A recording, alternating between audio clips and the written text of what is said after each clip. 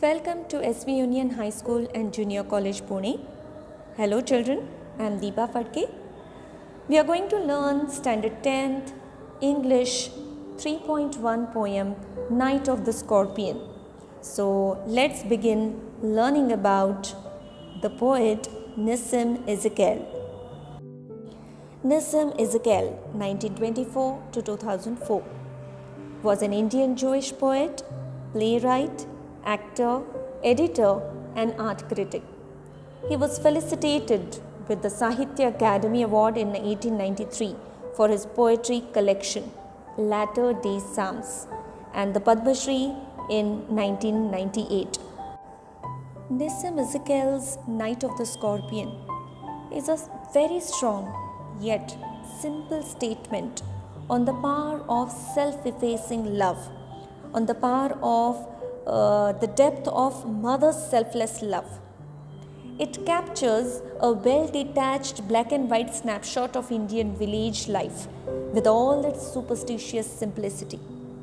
The poet here dramatizes a battle of ideas fought at night in lamplight between good and evil, between darkness and light, between rationalism and blind faith.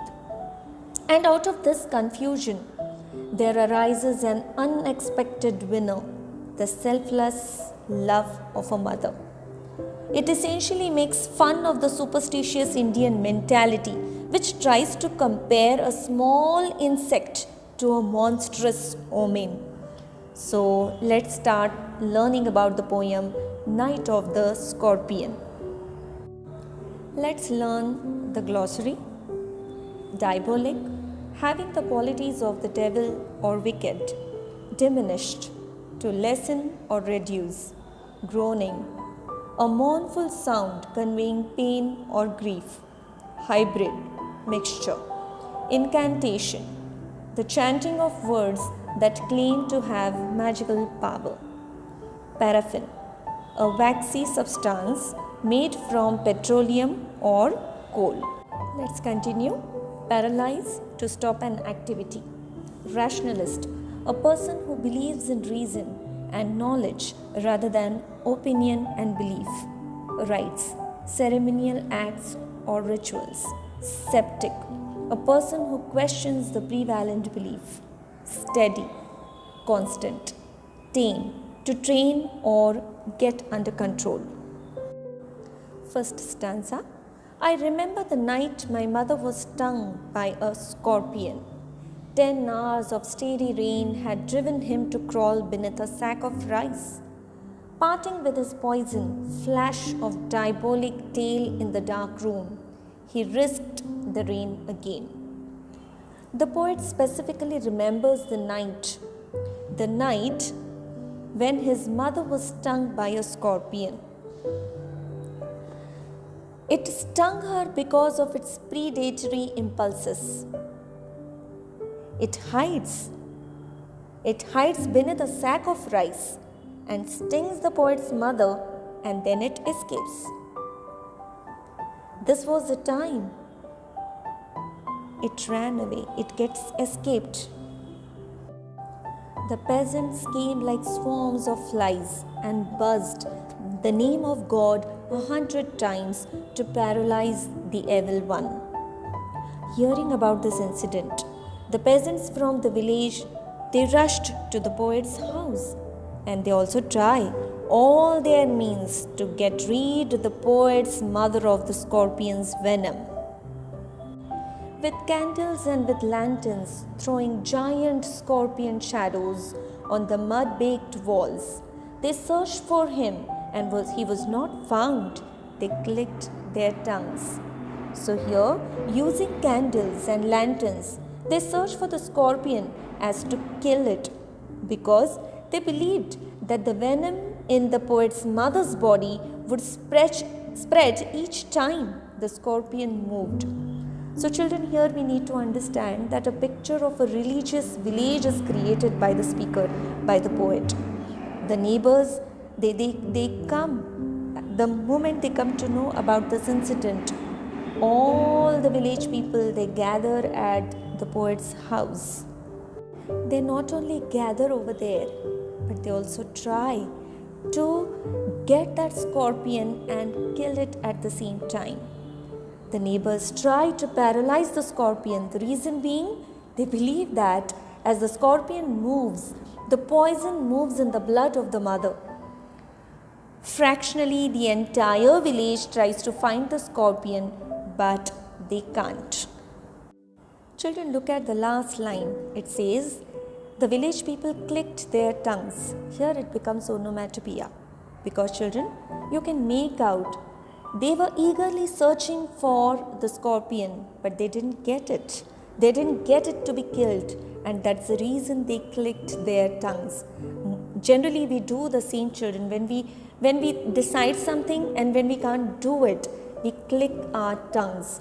The same thing has been done by the villagers, thinking about the poet's mother and her pain. With every moment that the scorpion made his poison, moved in mother's blood, they said. May he sit still, they said.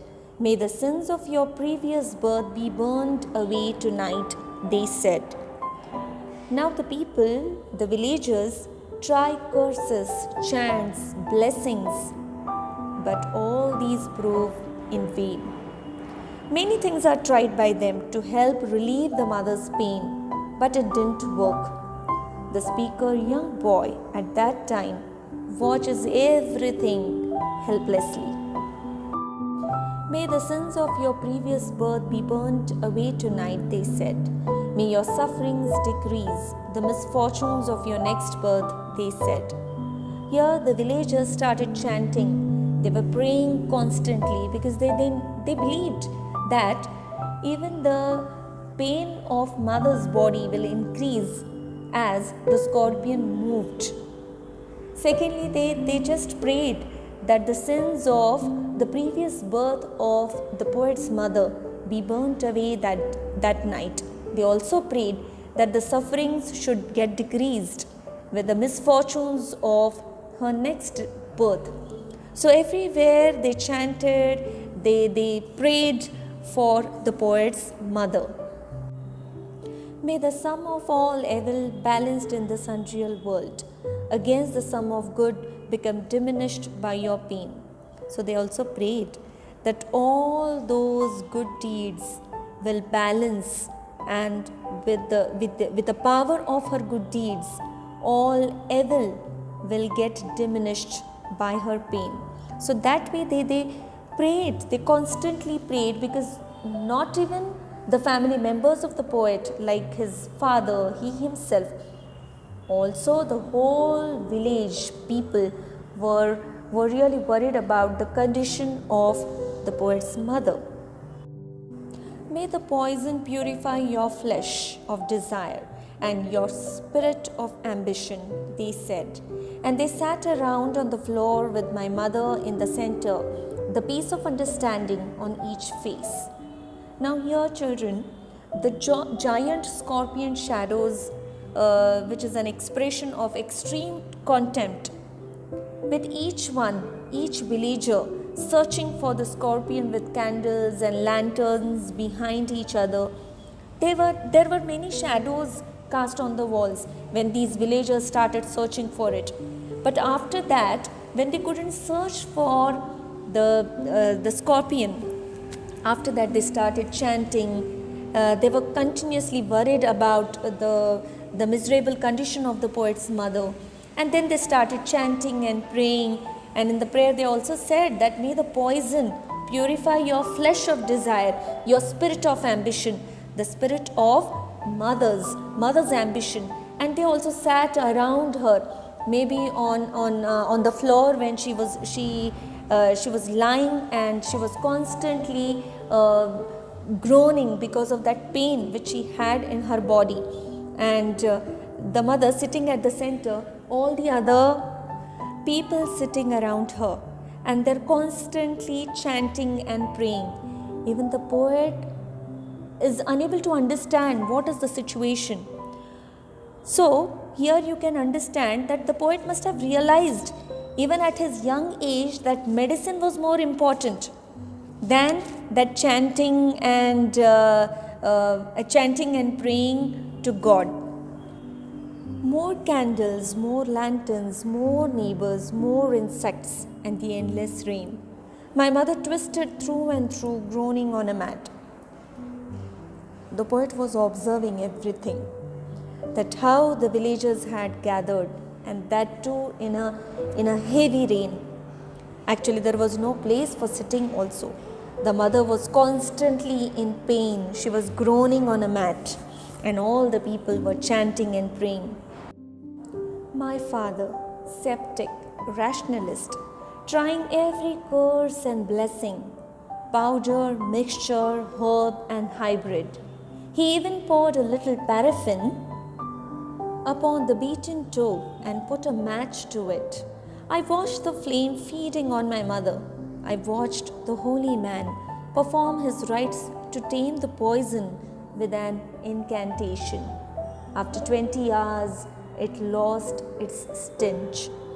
So children, we learn that the poet's father, who is a non-believer of superstitions, he also tries using various powders, mixtures, herbs to relieve her pain.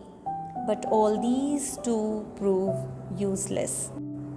After 20 hours, it lost its stench. My mother only said, "Thank God the scorpion picked on me and spared my children."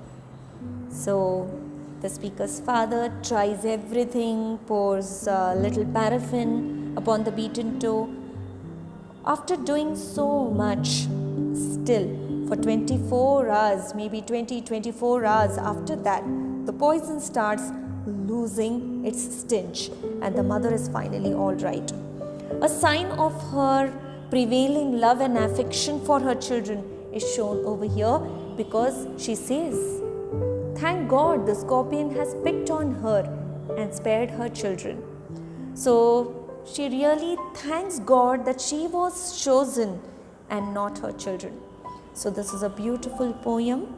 The poem highlights the reliance on superstitions in the Indian society and portrays a realistic picture of the rural Indian scene during the poet's time, and also how the women, how the mother has unconditional love for her own children. That is also been shown through this poem. So children, here we end learning the whole poem. So children, we have learned the whole poem here, Night of the Scorpion.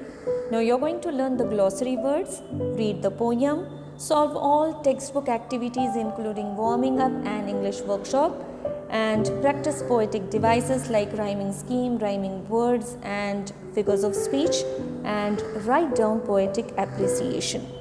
Thank you.